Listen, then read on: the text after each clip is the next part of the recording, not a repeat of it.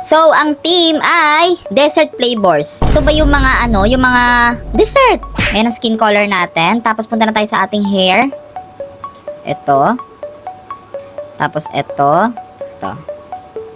Maganda ba ang hair natin, guys? Then sa face naman natin, parang gusto ko kasi para tayong cupcake.